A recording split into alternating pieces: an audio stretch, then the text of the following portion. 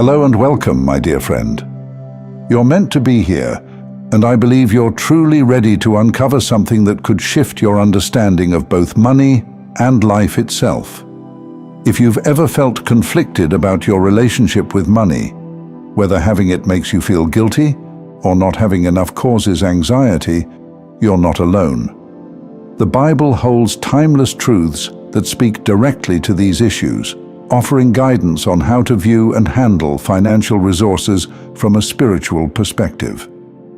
Of course, money, like anything else, can be used as a tool for harm, but it can also be a powerful resource to provide for our families, those in need, or freeing our mind to focus more on our spiritual path. When used wisely, it becomes a way to reflect God's goodness and grace in our lives. In this video, we'll explore 7 powerful Bible verses that have the potential to transform your life and financial outlook. These verses reveal money as more than just currency. It becomes a tool for stewardship, reflection, and a way to live in peace and abundance under God's grace. Stay with me until the end, my friend, because each of these scriptures could change your life forever. The first principle that reshapes our relationship with money is simple but profound. God owns everything.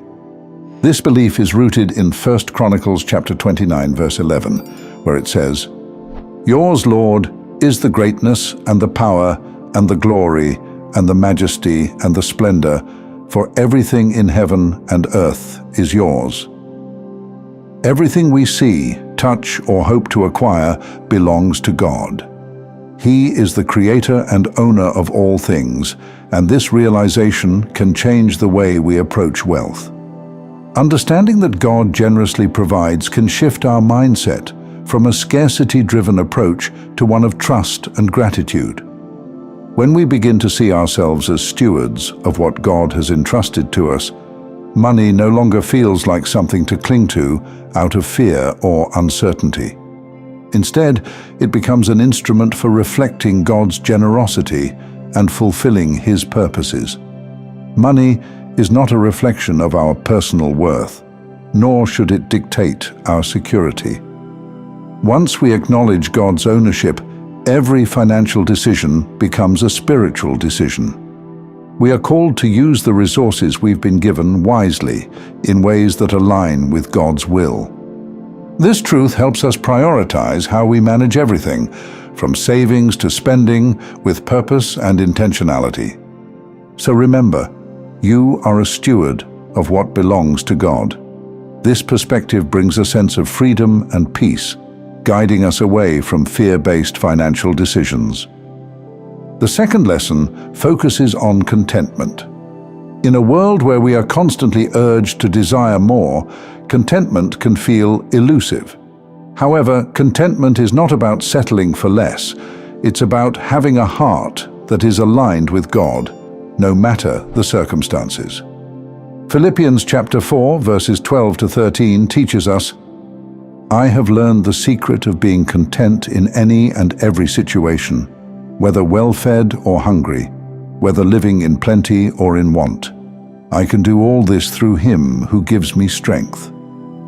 This verse teaches us that contentment is not based on what we possess or lack. It's a condition of the heart, cultivated through our faith in God.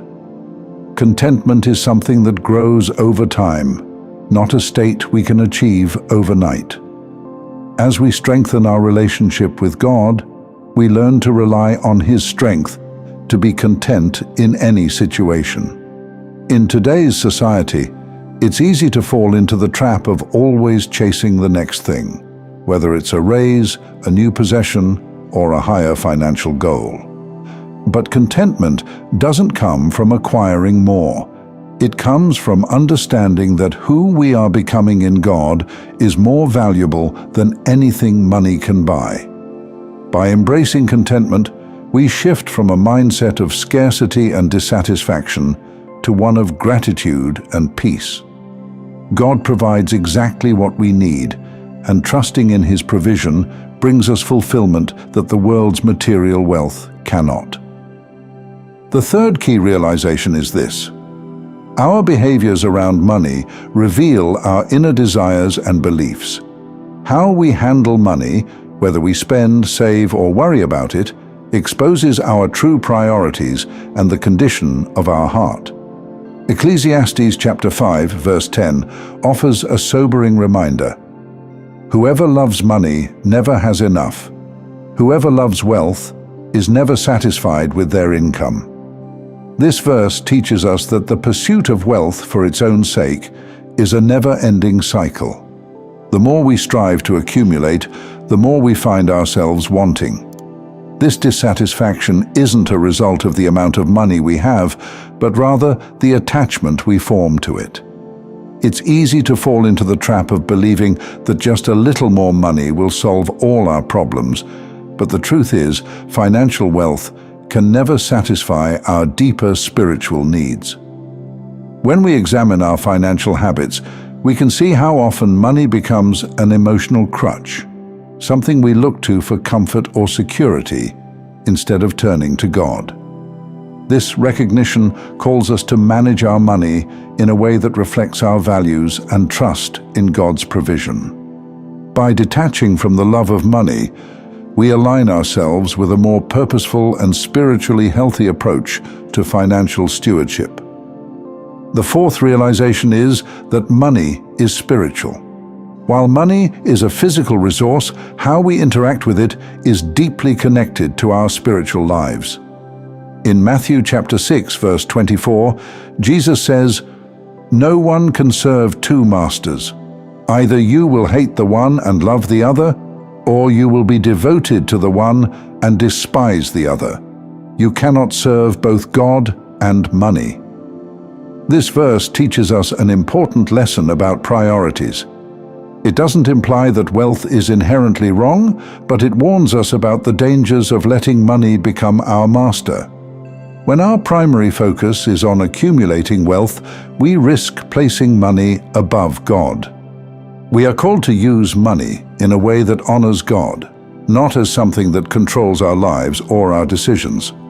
When we put God first, money takes its rightful place as a tool, not something we worship or prioritize above our faith. Another essential shift comes when we realize that we are working with God, not just for money or for others. This transforms the way we see our daily work and efforts.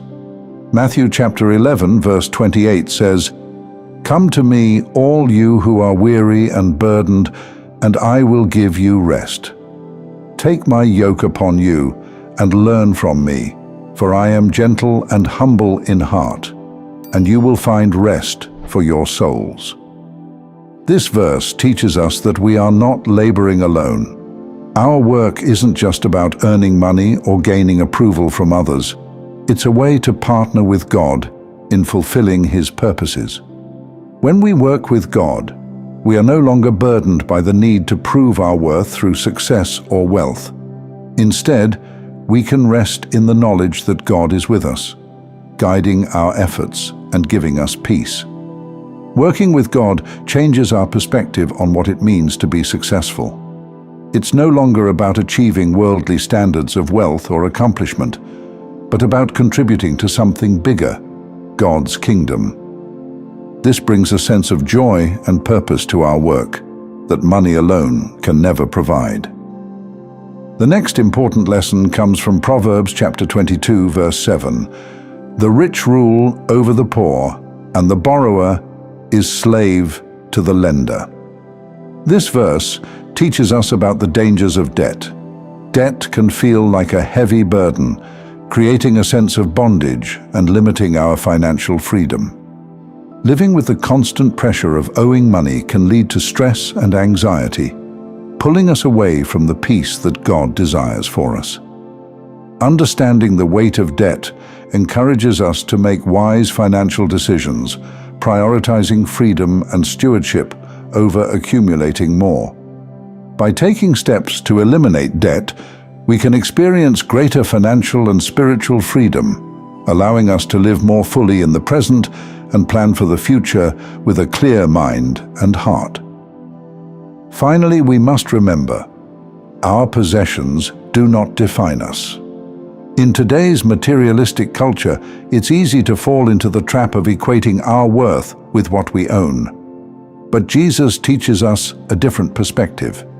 In Matthew chapter 6, verses 19 to 21, Jesus says, "Do not store up for yourselves treasures on earth, where moths and vermin destroy, and where thieves break in and steal.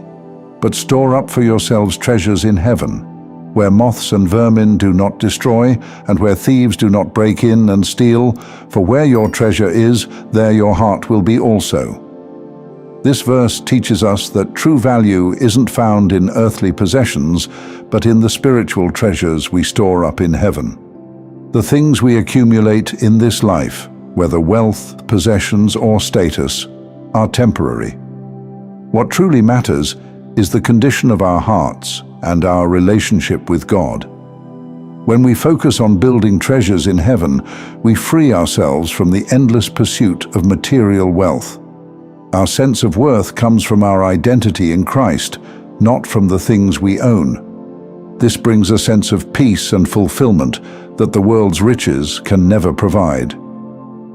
As we reflect on these 7 powerful Bible verses, remember that God's guidance on money is not meant to limit us, but to free us. Whether it's through wise stewardship, contentment, or aligning our desires with God's will, these teachings offer a path to greater peace, abundance, and spiritual growth.